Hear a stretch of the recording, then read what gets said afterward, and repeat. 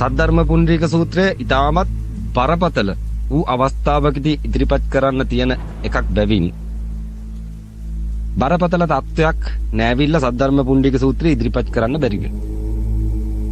මොකද ඒක ලෝකයේ අවසන් විවස්ථාවට දේශනා කරලා ගියපු සූත්‍රයක් වෙන ගණනක් වෙන ලෝකයේ අවසන් විවස්ථාවලිය විච්ච ගණන තියෙන්නේ සද්ධර්ම පුණ්ඩරීක සූත්‍රය තුල වෙනවා. ප්‍රඥා පාරමිතා සූත්‍රය තුල වෙනවා. හර්ද පිරිමීඩ සූත්‍ර තුල වෙනවා. මේ ඔක්කොගේම ඉන්නේ කවුද කියලා අහුවොත්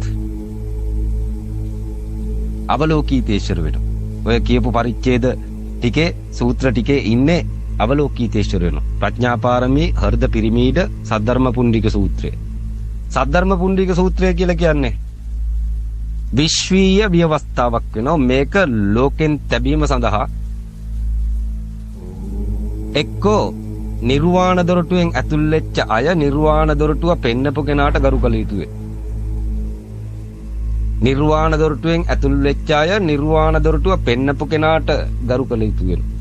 ගරු කරලා බොහෝ කාලයක් ගිහිල්ලා ඉදිරිපත් කරන්න තියෙන එකක් සද්ධර්ම පුණ්ඩරීක සූත්‍රය වෙනවා. වසර 37ක් විතර යන්න තියෙන. නිර්වාණ දොරටුව නොහොත් විශ්වයට ඇතුල් වීමේ දොරටුව තුලින් ඇතුල් වෙච්ච අය දොරටුව අපිට ප්‍රධානය කරේ කවුද කියලා කියන්නේ නැත්නම් සද්ධර්ම පුණ්ඩරීක සූත්‍රය වසර 37ක් ගිහිල්ලා ඉදිරිපත් කරන්න තියෙන එකක් වසර 9කදී ඉදිරිපත් කිරීමට හැකියාව තියෙන. වසර 37ක් ගිහිල්ලා ඉදිරිපත් කරන්න තියෙන බරපතල සූත්‍රයක් වෙනවා මේක. මේක ගන්නෙ නෑ ලේසියකට ගන්නෙ නෑ එළියට. නාමයේ ඕහෝ රෙංගේ කියෝ ඕම් මණිපත්මේ හෝම්. මෙන්න මේවා විතරක් කිය ඉන්න තියෙන මිසක් අර සූත්‍රය ගන්නෙ නෑ කියලා කියන එළියට. රටක සජ්ජායනාවට මේක ගන්න ඉස්සෙල්ලම අර්බුද නිර්මාණය කළ යුතු වෙනවා. මේ සද්ධර්ම පුණ්ඩරීක සූත්‍රය සජ්ජායනා කිරීම සඳහා යම් જાතියක සමස්ත જાතියම සජ්ජායනා කිරීම සඳහා රටේද ලෝකෙද අර්බුද නිර්මාණය කළ යුතු වෙනවා. නිකන් අර්බුද නිර්මාණය කරන්න බෑ. සමහරක් රටවල් යහපත්, සමහරක් රටවල් අයහපත්, සමහරක් රටවල් වල යුද්ධ, සමහරක් රටවල් බංකොලොත් මේ ආකාරයෙන් විෂමත්වයේ තියෙන එකක් වේ. විෂමත්වයේ තියෙන එකක්. සමස්ත ලෝකෙටම ප්‍රශ්නයක් එන දෙයක්. අර නිර්වාණ දොරටුව ප්‍රධානය කරන කෙනා කළ යුතුයි.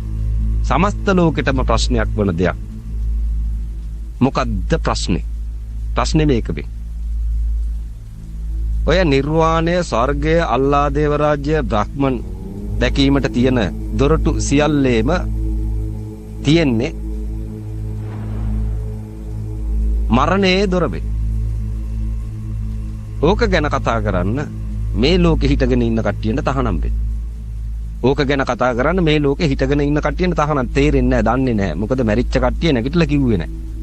අන්න මෙලව පරලව අවසන් කරපු සම්බුදු කෙනෙක් ලෝක පහළ වෙලා උන්වහන්සේ කියලා දෙනවා මේ මෙතනින් එහා පැත්තේ මරණය තියෙනවනේ, එතනින් එහා පැත්තේ තියෙන පරලෝකය කියලා කියනවා. පරලෝකෙත් අවසන් උනයින් පස්සේ අන නියම මරණය තියෙනවා කියලා කියනවා. ඒක පරිනිර්වාණය කියලා කියනවා. ඔනෝතරම් දුරින් තියෙනා වූ ධර්මයක්, පරිනිර්වාණ ධර්මයක් අරගෙන තමයි ඉදිරිපත් කළ යුතු වෙන්නේ. සද්ධර්ම පුණ්ඩරීක සූත්‍රයේ ආකාරයට જાතියකට. ගොඩක් දුරින් තියෙන එකක් වෙයි.